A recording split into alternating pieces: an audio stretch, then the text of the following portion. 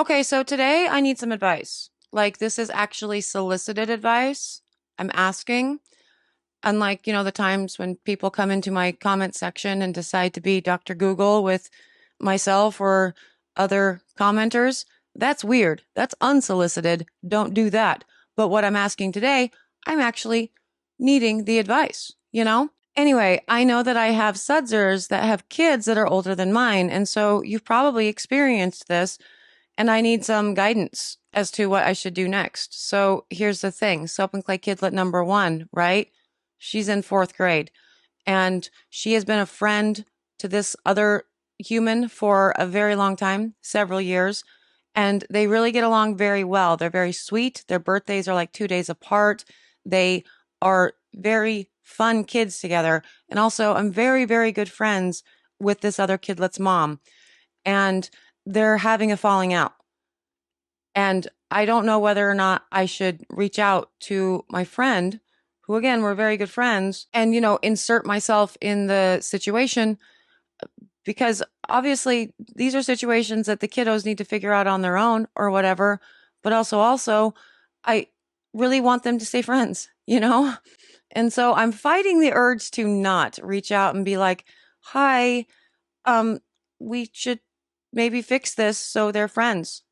You get it? So let me know what you would do in this situation. It's a minor fight. It's just feelings are hurt because of insensitive things that were said that I don't really necessarily think they were meant. But anyway, Soap and Clay Kid number one, her feelings are hurt, and I'm trying to not fix it for her. So tell me if you think that I should. That's all. That's all I have for you today. I mean, I have a video for you today. We're going to be making some soap, and we're going to be answering a question because somebody messaged me. One of the sudsers messaged me and asked me for advice. And so I thought, when I can get advice from you guys, just generally, I love it. But this specifically, I need advice like on this. So it all kind of works together. You know what I mean? I will tell you what we are doing in just a minute. But before I do, hello, I am Mrs. Soap and Clay. Let's make stuff.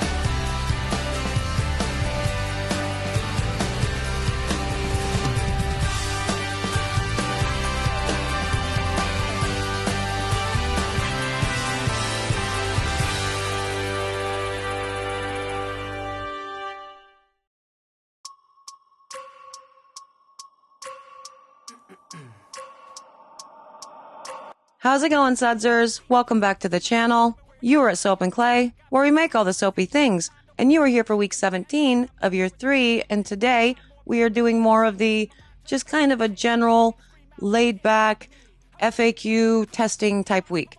Not any real structure to the week, I guess is the point.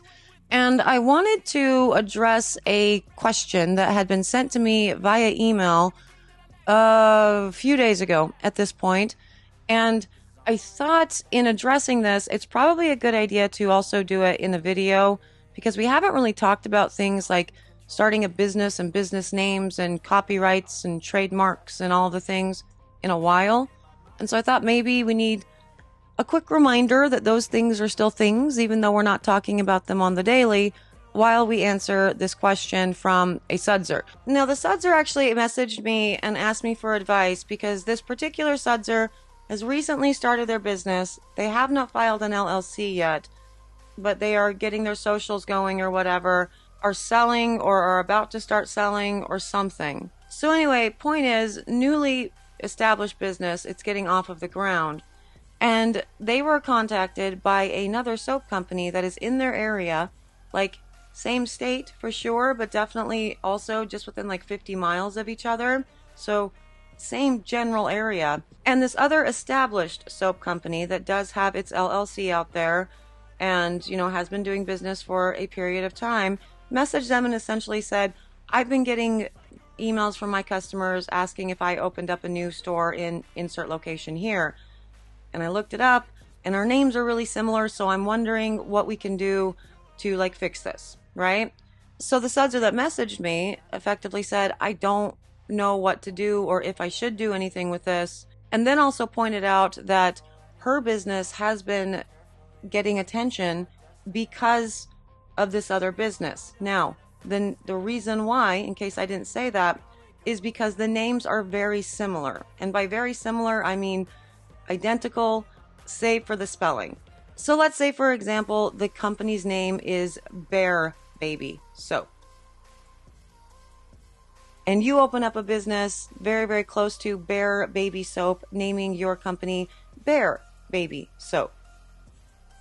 You see how just me saying it sounds the exact same, but there are different spellings for both? Yeah. So with that, I thought it would be a good idea to kind of talk about the ins and outs and the legalities, certainly, but also just the karmic things and what you should be doing in the soaping world if you want to, stay a business and not earn a bad reputation, right off the bat, while of course making some soap because, some people like to watch the pretty soap being made and not watch my face. So let's get to the making of the bro code and we will talk more about that, there.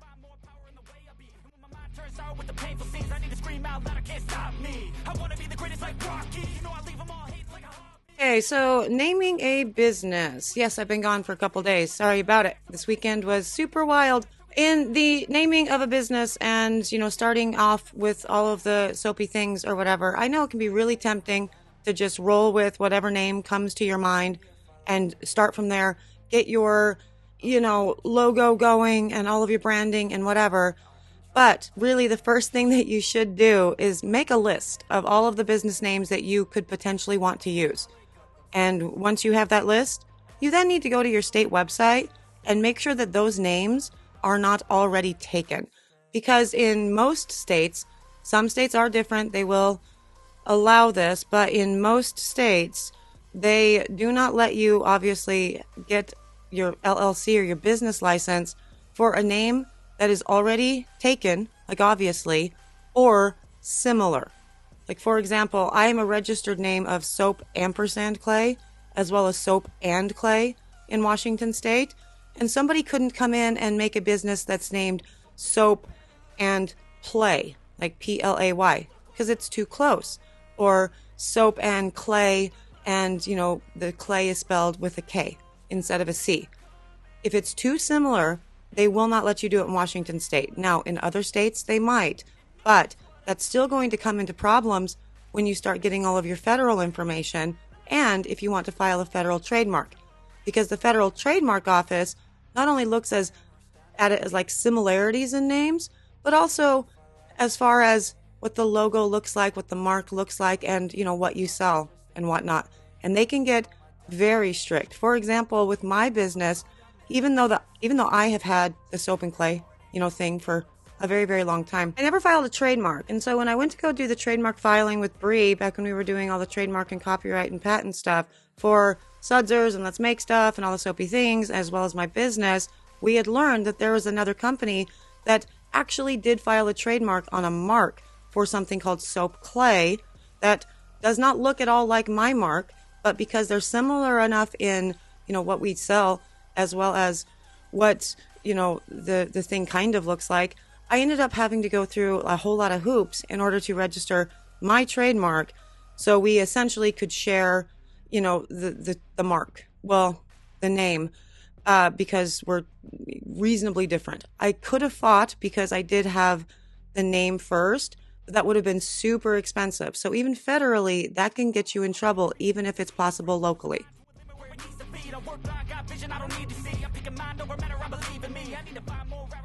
And so, yeah, while it may be legal in your state to have a similar name, like, just a different spelling, like Bear Baby and Bear Baby, the example that I gave you, which is basically the example that was given to me in this email, but obviously not this company name. I'm not putting names in here.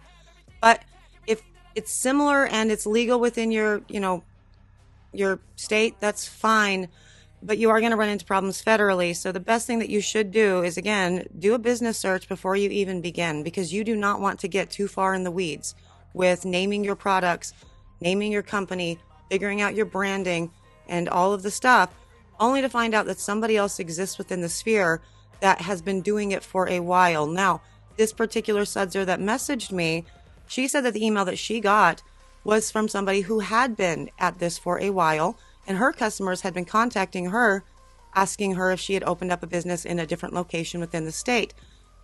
And this sudser did also tell me that she'd been getting, so sudser, so company B, had been getting, attention because of the similarities in the name. That's not a good thing. You do not want to do that. A, if you're trying to trade on someone's name because it's a good name, that's just bad karma, and generally speaking, it'll shoot you in the foot. But B, if that company does something bad, you also don't want to be associated with it. You don't want to get a bad review, for example, that you didn't earn. So if people confuse the names, can easily confuse the names by saying Bear City or Bear City or Bear Baby or Bear Baby, right? It's not a good idea to have that sort of association at all anywhere around you. I have, another example of a soap company who a few years ago came on the scene. Their name wasn't similar to mine, but their marketing and the things that they were using, like using the name Sudzers and all of the things, very similar. She was using Sudzers in all of her, copy. And so we immediately reached out to her and was like, basically what, company A was doing is like, hey, cool, I see that you're doing this stuff. That's awesome. But by the by, this is something that's been a part of my branding for a long time, and we're too close in proximity. So it's probably not a good idea. Let's, cease and desist with all of this, because I don't want my company to be associated with somebody else's, and vice versa. I want any successes and failures that I make to be those that I have earned, and not people just confusing me with someone else. Make sense?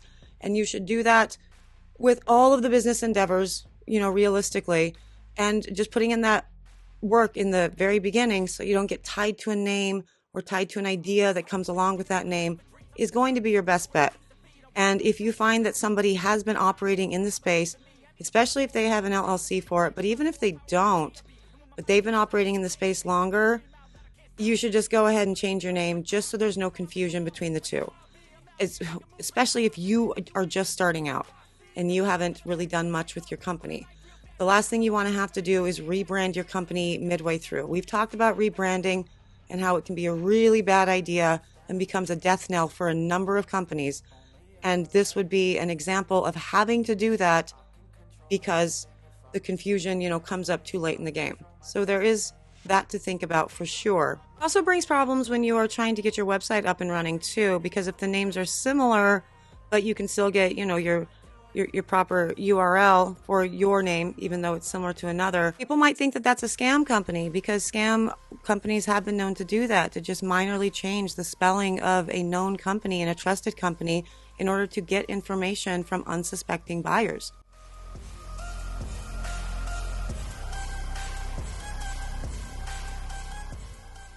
Okay, and on to the cut of this. And by the way, gorgeous. Row coater's beautiful. I love pouring this. One of my favorite bars of soap to pour ever. We're going to see what my butterfly swirls look like today. But final thoughts on all of this. I don't think it's legal in most states to do it anyway, to have a name that sounds similar, even if it's different spelling. And even if it is, you're going to get in trouble federally. You won't be able to file your trademarks and do all the things. And even if you manage to get through all of that and nobody's filing trademarks and having fights about that, it's still bad karma. Tying your brand to somebody else's brand too closely, even if it's unintentional, is not going to be a good look for you. And it also opens you up for the other company to start talking mad shit about you and your business. Like, oh my God, you copied me. They copied me. They're so in love with me, whatever. Look at that butterfly swirl. Holy crap. Oh my God, I love this batch of soap. I was not even thinking when I was making these, and they might have become my most favorite butterfly swirls ever. But with all of that, yeah, just make sure that you are doing everything at the very beginning of starting your business so you don't get stuck in a bad place, kind of like this. And also, put yourself in the other person's shoes. It might feel icky that somebody is contacting you and saying, hey, your stuff is... your name is just like mine. But how would you feel if you'd put all that work in and you had been first on the scene and somebody probably inadvertently came through and was like taking your, your hard work and sort of capitalizing off of that? Just my thoughts. So it's better safe than sorry, and it's good for the karmic, rating all around to just make sure that your business is yours and you are standing out from the competition based on your personality and what you are infusing into the actual soaping process. That's going to be wildly more important. These are my thoughts. And that is a beautiful butterfly swirl. I'm super in love with that. Oh my God.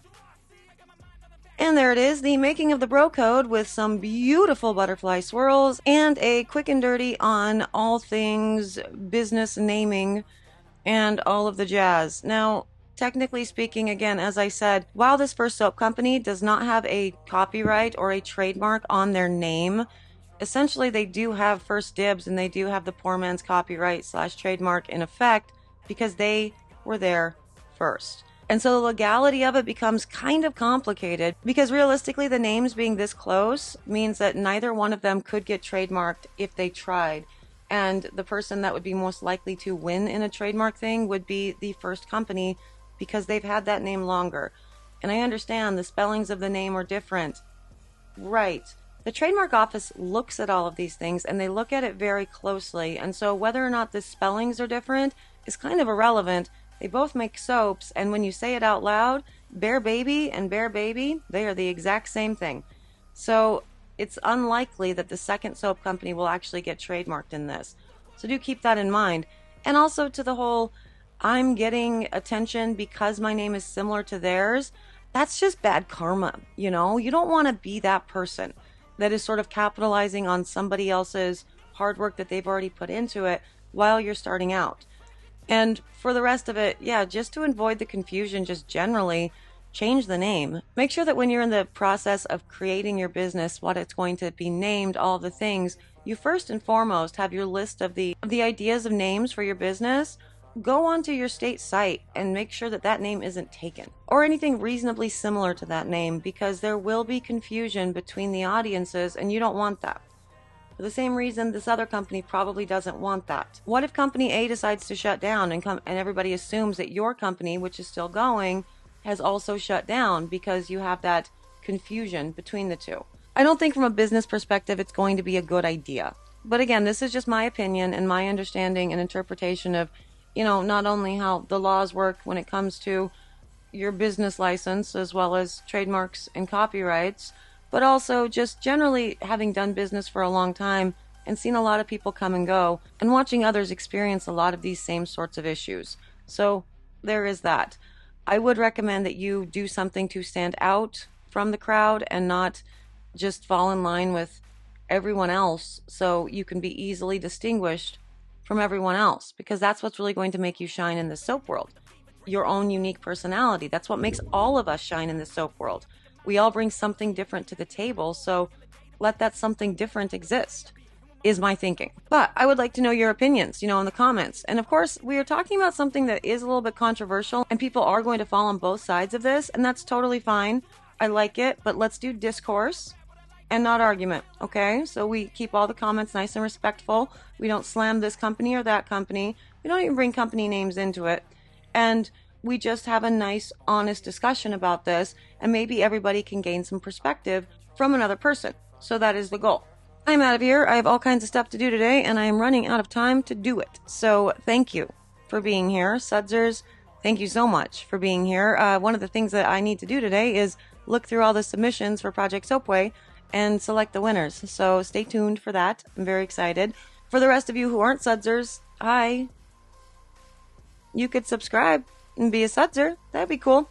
But I will see you guys all again tomorrow for another round of kind of low-key doing what I want week of soapy fun.